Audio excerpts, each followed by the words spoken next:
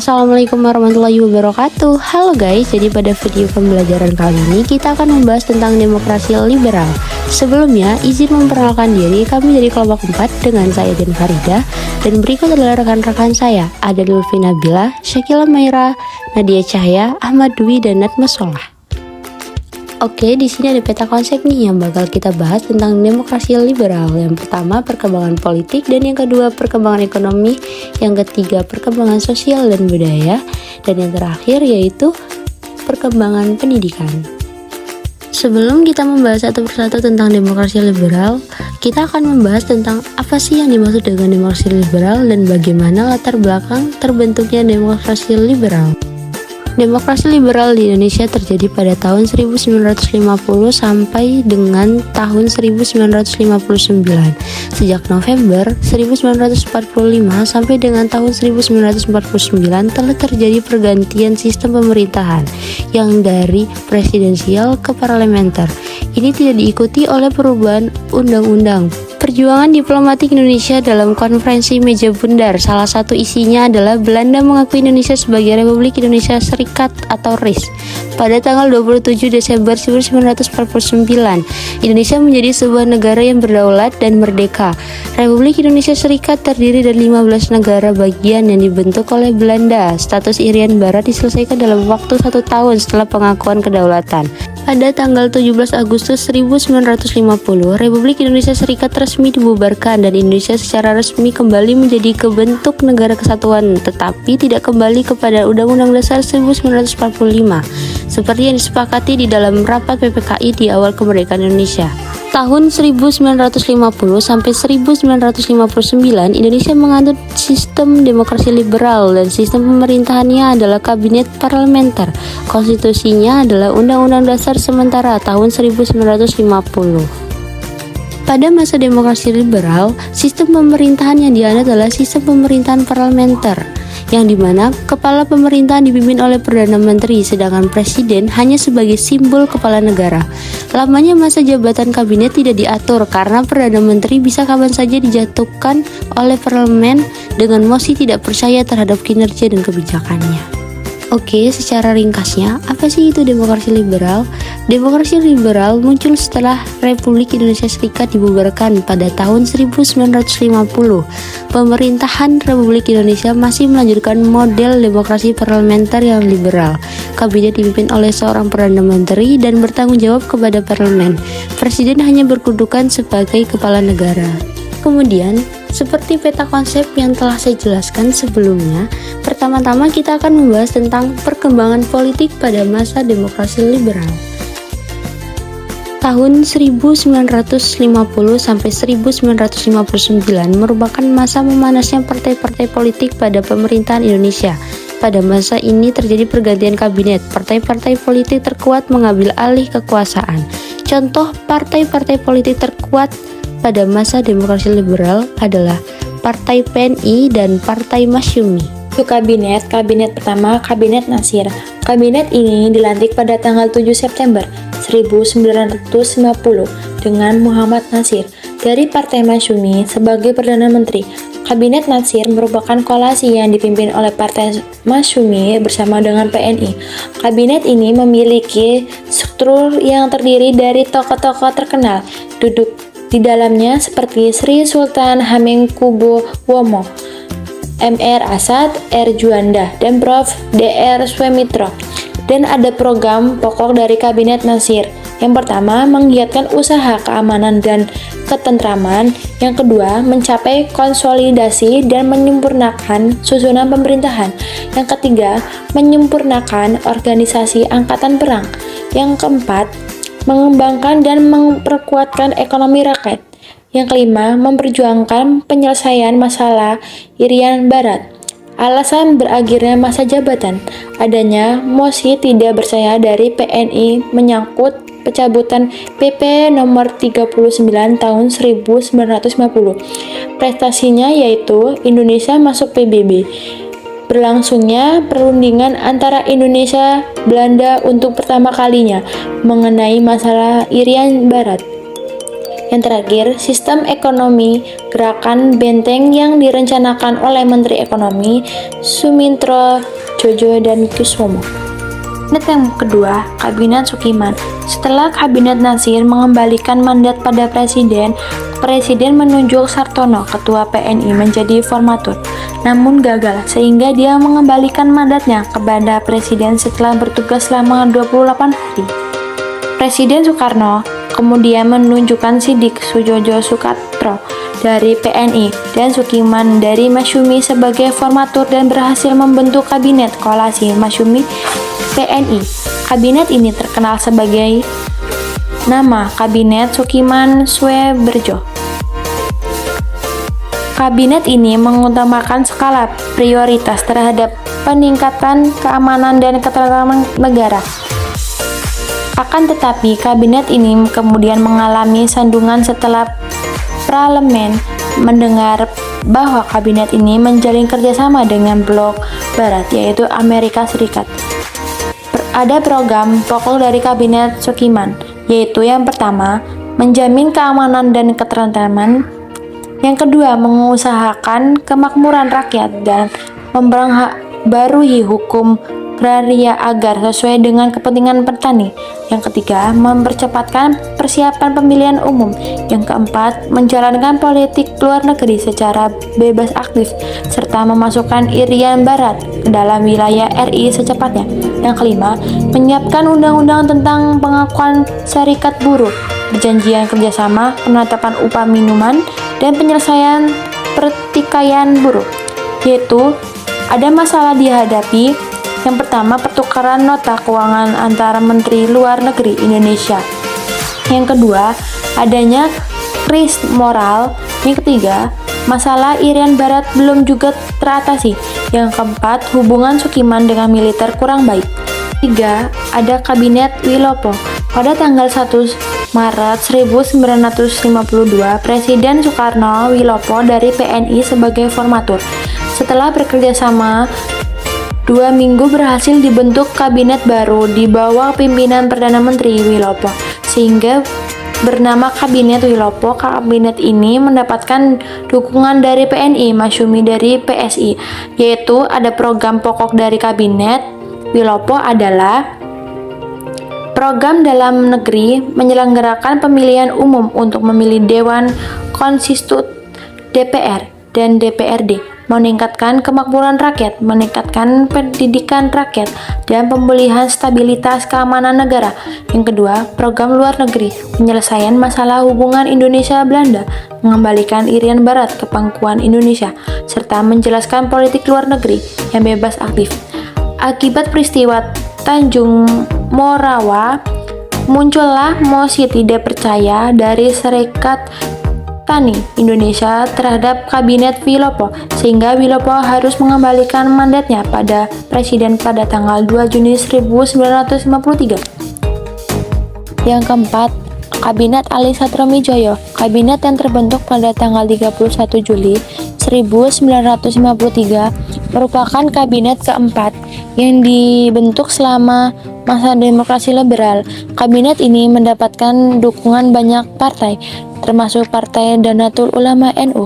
Kabinet ini diketuai oleh PM Ali Satromijoyo dan Wakil MR Wongsonegoro dari banyak partai. Ada program pokok dari kabinet tersebut, yaitu merupakan peningkatan keamanan dan kemakmuran, menyelenggarakan pemilu dengan segera, pembebasan Irian Barat secepatnya, melaksanakan politik bebas aktif, peninjauan kembali persetujuan KMB, penyelesaian pertikaian politik. Prestasinya, merampungkan persiapan pemilu yang akan diselenggarakan pada tanggal 29 September 1955, menyelenggarakan konversi Asia Afrika pada tanggal 1 1955. Masalah yang dihadapi mengatasi pemberontakan di daerah seperti di Jawa Barat, Sulawesi Selatan, dan Aceh. Terjadi peristiwa 27 Juni 1955, yaitu peristiwa yang menunjukkan adanya kemelutan tubuh TNI. Yang ketiga, keadaan ekonomi semakin memburuk. Keempat, konflik PNI dan NU. Yang kelima ada Kabinet Burhanuddin. Kabinet Ali selanjutnya digantikan oleh Kabinet Burhanuddin. Burhanuddin berasal dari Masyumi sedangkan PNI membentuk oposisi, yaitu ada program pokoknya. 1. Mengembalikan kewibawaan pemerintah, yaitu mengembalikan kepercayaan Angkatan Darat dan masyarakat kepada pemerintah. Yang kedua, melaksanakan pemilihan umum menurut rencana yang sudah ditetapkan dan mempercepatkan terbentuknya parlemen baru. Yang ketiga, masalah desentralisasi, inflasi, pemberantasan korupsi. Yang keempat, perjuangan kembalian Irian Barat. Yang kelima, politik kerjasama Asia Afrika berdasarkan politik luar negeri berdasar bebas aktif, yaitu ada prestasinya. 1. Menyelenggarakan pemilu pada tanggal 29 September 1955 untuk pemilihan DPR dan 15 Desember untuk pemilihan Dewan Konstitusi. Yang kedua, membubarkan Uni Indonesia Belanda. Yang ketiga, menjalin hubungan yang harmonis dengan Angkatan Darat. Yang keempat, bersama dengan polisi militer melakukan penangkapan para pejabat tinggi yang terlibat korupsi. Yang keenam, Kabinet Ali Satromijoyo II pada tanggal 20 Maret 1956 didukung oleh 3 partai terbesar yaitu PNI, NU, dan Masyumi. Ali Satromijoyo mendapatkan mandat untuk kedua kalinya membentuk kabinet, yaitu ada program kabinet dari Kabinet Ali Satromijoyo. Pertama, memperjuangkan kembalian Irian Barat. Kedua, pembentukan daerah-daerah otonomi dan mempercepat terbentuknya anggota DPRD. Yang ketiga, mengusahakan perbaikan nasib kaum buruh dan pegawai. Yang keempat, menyehatkan perimbangan keuangan negara. Yang kelima, mewujudkan perubahan ekonomi kolonial menjadi ekonomi nasional berdasarkan kepentingan rakyat. Yang keempat, pembatalan KBMB. Yang ketujuh, pemulihan keamanan dan ketertiban, membangun 5 tahun, menjalankan politik luar negeri bebas aktif. Yang delapan, melaksanakan keputusan KAA. Masalah yang dihadapi yaitu 1. Muncul gelombang anti Cina di masyarakat. Yang kedua, meningkatkan pergolakan dan kekacauan di daerah yang semakin menguat. Yang ketiga, lambatnya pertumbuhan ekonomi dan pembangunan. Yang keempat, pembatalan KMB menimbulkan masalah baru, khususnya mengenai nasib modal pengusaha Belanda di Indonesia. Yang kelima, timbulnya perpecahan antar Masyumi dan PNI. Kabinet yang ketujuh, Kabinet Juanda. Kabinet baru kemudian dipimpin oleh RI Juanda, yang kemudian membentuk kabinet yang terdiri dari para menteri yang ahli dalam bidangnya. Kabinet ini dikenal dengan istilah jaket kabinet karena harus berisi unsur ahli dan golongan intelektual dan tidak hanya unsur partai politik di dalamnya. Ada beberapa program dari kabinet tersebut, yaitu membentuk Dewan Nasional. Yang kedua, normalisasi keadaan Republik Indonesia. Yang ketiga, melancarkan pelaksanaan pembatalan KMB. Yang keempat, perjuangan pengalihan Irian Jaya. Yang kelima, mempergiat atau mempercepat proses pembangunan, yaitu ada hasilnya. Yang pertama, mengatur kembali batas perairan nasional Indonesia. Yang kedua, terbentuknya Dewan Nasional. Yang ketiga, mengadakan musyawarah nasional, yaitu masalah yang dihadapi pergolakan di daerah-daerah yang menghambat hubungan antar pusat dan daerah. Yang kedua, keadaan ekonomi dan keuangan yang semakin memburuk. Yang ketiga, terjadi peristiwa Cikni. Apa itu partai politik? Partai politik adalah suatu kelompok terorganisir yang anggota-anggotanya mempunyai orientasi, nilai-nilai, dan cita-cita yang sama. Tujuan dibentuknya partai politik adalah untuk memperoleh, merebut, dan mempertahankan kekuasaan secara konstitusional. Jadi munculnya partai politik ini erat kaitannya dengan kekuasaan. Sistem kepartaian yang dianut pada masa demokrasi liberal adalah multipartai. Pembentukan partai politik ini menurut Muhammad Hatta agar memudahkan dalam mengontrol perjuangan lebih lanjut. Hatta juga menyebutkan bahwa pembentukan partai politik ini bertujuan untuk mudah dapat mengukur kekuatan perjuangan kita dan untuk mempermudah meminta tanggung jawab kepada pemimpin-pemimpin barisan perjuangan. Walaupun pada kenyataannya, partai-partai politik tersebut cenderung untuk memperjuangkan kepentingan golongan daripada kepentingan nasional. Hal inilah yang menyebabkan pada era ini sering terjadi pergantian kabinet. Kabinet tidak berumur panjang sehingga program-program tidak bisa berjalan sebagaimana mestinya yang menyebabkan terjadinya instabilitas nasional baik di bidang politik, sosial, ekonomi, dan keamanan. Partai-partai politik yang tidak memegang jabatan dalam kabinet dan tidak memegang peranan penting dalam parlemen sering melakukan oposisi yang kurang sehat dan berusaha menjatuhkan partai politik yang memerintah. Kondisi inilah yang mendorong Presiden Soekarno mencari solusi untuk membangun kehidupan politik Indonesia yang akhirnya membawa Indonesia dari sistem demokrasi liberal menuju demokrasi terpimpin. Isi dekret Presiden 5 Juli 1959 yang pertama menetapkan pembubaran konstituante, yang kedua menetapkan kembali Undang-Undang Dasar 1945 sebagai konstitusi Indonesia, yang ketiga membentuk Majelis Permusyawaratan Rakyat Sementara (MPRS), dan yang terakhir membentuk Dewan Pertimbangan Agung Sementara (DPAS). Oke, sekarang masuk ke perkembangan ekonomi pada masa demokrasi liberal. Masalah ekonomi yang dihadapi pada masa demokrasi liberal, yang pertama, setelah kedaulatan, Indonesia menggunakan beban ekonomi dan keuangan sebagai akibat ketentuan ketentuan KMB. Yang kedua, pembatalan sepihak atas hasil-hasil KMB termasuk pembubaran Uni Indonesia Belanda. Yang ketiga, beban hutang luar negeri sebesar 1.500.000 dan utang dalam negeri sejumlah 2.800.000. Ekspor masih bergantung kepada beberapa jenis perkebunan.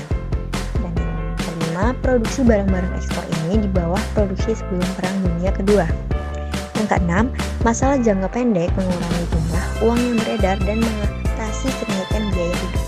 Yang terakhir, masalah jangka panjang, yakni masalah pertambahan penduduk dan tingkat hidup yang rendah. Faktor penyebab dari demokrasi liberal pada bidang ekonomi, yang pertama terdapat politik keuangan pemerintah Indonesia tidak dibuat di Indonesia, melainkan dirancang di Belanda. Yang kedua, pemerintah Belanda tidak mewariskan ahli-ahli yang cakap untuk mengubah sistem ekonomi kolonial menjadi sistem ekonomi nasional.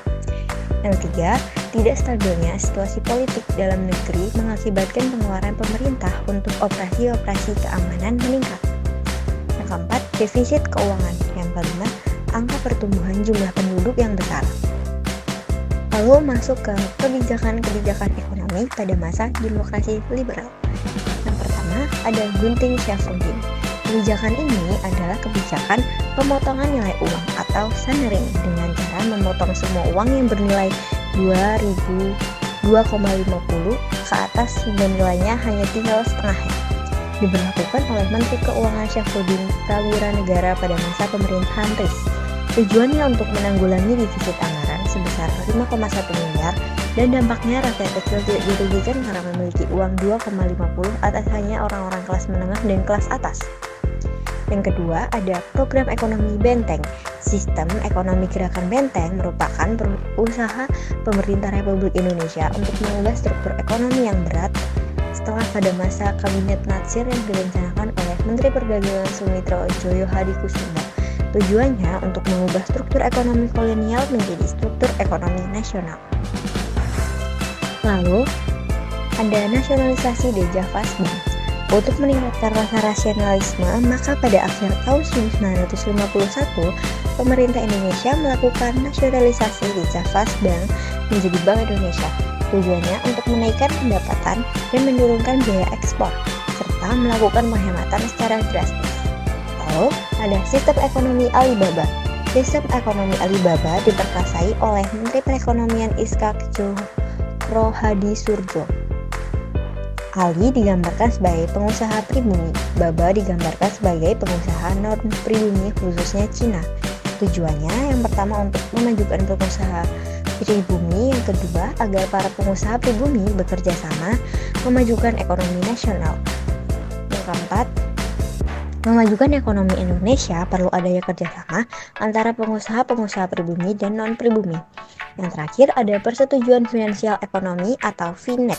Perundingan masalah finansial ekonomi antara pihak Indonesia dengan pihak Belanda. Persetujuan FINEK hasil KMB dibubarkan. Hasil persetujuannya yakni ada dua. Yang pertama, Hubungan Vinek Indonesia-Belanda didasarkan atas hubungan bilateral. Yang kedua, hubungan Vinek didasarkan pada undang-undang nasional, tidak boleh diikat oleh perjanjian lain antara kedua belah pihak. Jadi itu adalah perkembangan ekonomi pada masa demokrasi liberal. Perkembangan sosial budaya. Kondisi sosial masyarakat. Taraf hidup masyarakat semakin naik daripada di masa revolusi. Indikatornya adalah jumlah penduduk bertambah, kesejahteraan meningkat, dan kota-kota semakin berkembang. Kondisi demografi. Yang pertama, pertumbuhan penduduk nasional. Pada tahun 1950 yaitu 77 juta jiwa, dan pada tahun 1955 yaitu 85,4 juta jiwa. Dan yang kedua, pertumbuhan penduduk perkotaan Jakarta pada tahun 1950 yaitu 1,8 juta jiwa, dan pada tahun 1960 yaitu 2,9 juta jiwa. Dan yang ketiga, jumlah buta huruf. Masa kolonial 92,6%, dan pada tahun 1960 yaitu 24%. Dan ada juga antusiasme rakyat dalam politik. Sebelum pemilu tahun 1955, pemimpin negara seperti Presiden Soekarno dan Muhammad Hatta sering memberikan pematangan berpolitik kepada masyarakat. Menjelang pemilu, panitia terus memberikan pengetahuan pada masyarakat bagaimana cara menyalurkan suara kepada masyarakat. Selanjutnya ada kehidupan budaya. Kondisi demografi, penyempurnaan ejaan bahasa Indonesia. Pada tahun 1954, pemerintah mengeluarkan gagasan untuk menyempurnakan ejaan bahasa Indonesia pada tanggal 28 Oktober sampai 2 November 1954. Pemerintah mengadakan Kongres Bahasa Indonesia di Medan. Panitia pembahasan ejaan bahasa Indonesia melalui surat keputusan Menteri PP dan K nomor 4048 S tanggal 19 Juli 1956. Panitia tersebut dipimpin oleh Profesor Dr. Prijono. Dan yang kedua ada perkembangan sastra. Munculnya beberapa sastrawan lokal seperti Sitor Situmorang dan Pramoedya Ananta Toer yang mengurai perkembangan karya di Indonesia. Peran mereka mampu menggeser peran sastrawan asing yang digandrungi masyarakat. Perkembangan kehidupan sosial budaya Indonesia di masa demokrasi liberal. Secara umum, perkembangan kehidupan sosial budaya Indonesia di masa demokrasi liberal adalah: 1. Lahirnya sekularilisme, 2. Menentang ajaran komunisme di tengah masyarakat, 3. Memberikan kebebasan seluas-luasnya. Yang pertama, lahirnya sekularilisme, yakni paham membedakan urusan agama dengan urusan negara. Demokrasi liberal memahami agama sebagai urusan masyarakat secara pribadi, sedangkan negara adalah urusan pemerintah. Karenanya, pemerintah tidak memiliki wewenang untuk mengurus kehidupan beragama masyarakat. Yang kedua, menentang ajaran komunisme di tengah masyarakat, karena ajaran liberal menekan kebebasan individu, sementara komunisme berbicara tentang kediktatoran negara sebagai masyarakatnya. 3. Memberikan kebebasan seluas-luasnya kepada masyarakat untuk melakukan inovasi yang kreativitas tanpa adanya kekangan dari pemerintah, baik untuk mendapatkan akses ataupun pengembangan diri. Materi terakhir yang akan kita bahas adalah perkembangan pendidikan pada masa demokrasi liberal.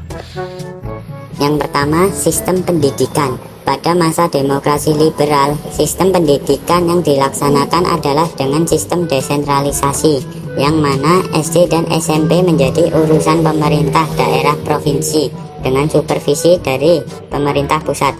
Sedangkan untuk SMA ditanggung oleh pemerintah, baik masalah keuangan maupun mata pelajaran.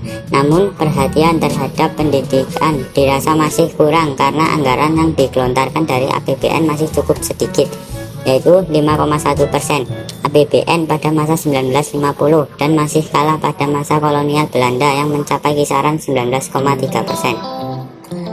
Yang kedua, perguruan tinggi. Pendidikan tinggi menjadi fokus utama pemerintah untuk membentuk generasi bangga yang kompeten. Atas dasar tersebut, Menteri Pendidikan Abu Hanifah menetapkan bahwa setiap provinsi memiliki satu universitas negeri, sehingga pada tanggal 19 Desember 1945 didirikan Universitas Gadjah Mada. Selanjutnya berdiri Universitas Indonesia, Universitas Airlangga, Universitas Pajajaran, Universitas Hasanuddin, dan Universitas Sumatera Barat. Berdasarkan peta konsep yang telah saya jelaskan di awal, kita sudah membahasnya satu persatu. Dan yang terakhir, kita akan membahas akhir masa demokrasi liberal di Indonesia. Yang pertama, kekacauan politik yang timbul karena pertikaian partai politik di parlemen menyebabkan sering jatuh bangunnya kabinet sehingga menghambat pembangunan. Selanjutnya, hal ini diperparah dengan Dewan Konstituante yang mengalami kebuntuan dan menyusun konstituante baru sehingga negara Indonesia tidak memiliki pijakan hukum yang mantap. Kegagalan konstituante disebabkan karena masing-masing partai hanya mengejar kepentingan partainya saja, tanpa mengutamakan kepentingan negara dan bangsa Indonesia secara keseluruhan. Pada tanggal 5 Juli 1959, Presiden Soekarno mengeluarkan dekret. Setelah keluarnya dekret Presiden 5 Juli 1959 dan tidak diberlakukannya lagi Undang-Undang Dasar Sementara 1950, maka secara otomatis sistem pemerintahan demokrasi liberal tidak berlaku lagi di Indonesia dan mulainya sistem presidensial dengan demokrasi terpimpin oleh Soekarno. Sekian untuk pembelajaran kali ini. Wassalamualaikum warahmatullahi wabarakatuh.